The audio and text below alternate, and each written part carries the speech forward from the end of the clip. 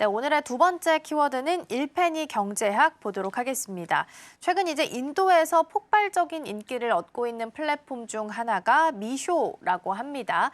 이 미쇼의 일pen이 경제학은 현재 어떤 구조로 좀 작용을 하고 있는 건가요? 미쇼라고 하면 이제 우리나라 뭐 어떻게 보면 다이쇼? 다이소인데 사실은 이제 이게 루피는 사실 우리나라로 보면 훨씬 더 낮은 단위입니다. 1페니는 사실 우리나라 단위면 14원 정도 되는 금액이거든요. 되게 작은 금액인데 인구 수억 원 정도가 한 2달러 정도로 생활을 합니다, 하루에. 그러니까 되게 작은 금액으로 인도는 생활을 하기 때문에 이 미쇼는 그런 사람들을 대상으로 하는 그런 플랫폼이라고 생각하시면 될 것 같아요. 그래서 미소는 인도 말로 이제 인도판 모바일 소셜 플랫폼이라고 생각하시면 될 거예요. 특징은 좀 간단합니다.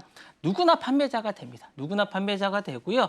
그러니까 인도는 사실은 모바일 우리나라처럼 인터넷이 발달돼 있지 않습니다. 그래서 이제 모바일이라든가 이런 것들을 이제 선 구매해서 판매하는 이런 구조를 많이 사용하기 때문에 왓츠앱이라든가 페이스북, 인스타그램 이런 소셜이 되게 발달돼 있는데 이런 것들을 통해서 제품을 판매합니다. 그리고 초기 투자금이 거의 없습니다. 초기 투자금이 거의 없고요. 사실은 이제 수백, 수천 루피, 그러니까 몇백 원 정도입니다. 이게 그 때문에 물건을 쉽게 거래할 수 있고요. 미쇼는 이런 것들을 통해서 모바일과 소거래를 결합해서 만든 수억 명의 일반 시민들이 온라인 상인을 누구나 상인이 될 수 있습니다. 그리고 이게 재미있는 건 뭐냐면 자신이 산 걸 바로 팔 수가 있어요.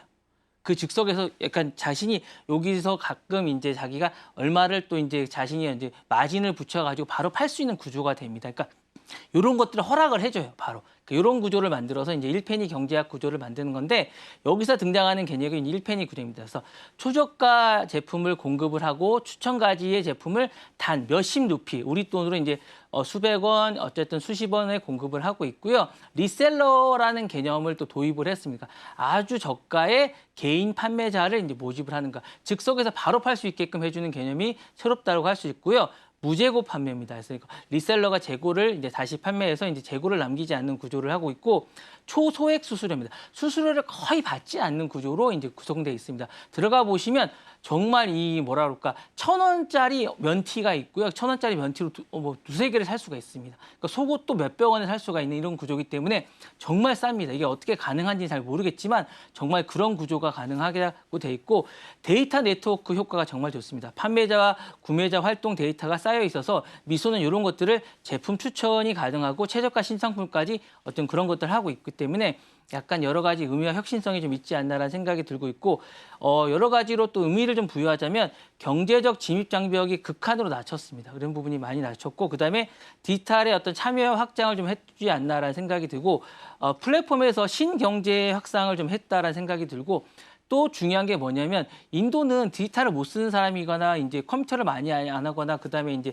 은행에서 여러 가지로 그러니까 컴퓨터로 이거 안 하는 사람이 많기 때문에 현금으로 거래하는 사람이 많습니다. 현금 거래도 가능하게 만들었다는 게 좀 특징이 아닐까라는 생각이 드는데 이런 것들을 더 좀 많이 하기 때문에 하루에 500만 건 이상이 될 정도로 많이 쓰고 있기 때문에 이런 것에 어떤 혁신을 이룬 게 아닌가라는 생각이 듭니다. 네, 미쇼에 대해서 먼저 설명을 좀 해주셨습니다. 누구나 판매자가 될 수 있고 사고 나서는 조금 더 웃돈을 붙여서 다시 되팔 수도 있는 구조로 이루어져 있는 것 같습니다. 일펜이 경제학, 즉 초소액 거래 경제 모델이 이 미쇼에서도 나타나고 있다라는 말씀을 좀 주셨고요. 인도의 이커머스 시장 안에서도 새로운 변화가 이를 통해서 확인이 좀 되고 있습니다. 그럼 이런 경제 전략이 온라인 시장 안에서 불러오게 되는 파급 효과들은 어떤 것들이 좀 있을까요? 그러니까 기존의 어떤 그 이커머스 패러다임을 좀 깬다고 할까요? 기존에서는 어떤 고수익이 어쨌든 그 패러다임이 뭐 뺀다고 하는데 이런 것들을 다 깼습니다. 그리고 이제 기존에서는 어쨌든 판매자가 어쨌든 그 리셀러가 판매자가 있지만 여기 누구나 판매자가 될 수 있다는 이런 개념을 좀 준게 것 같고요. 그다음에 이제 어떤 미세 수요의 대규모 어쨌든 시장화라고 할 수 있죠.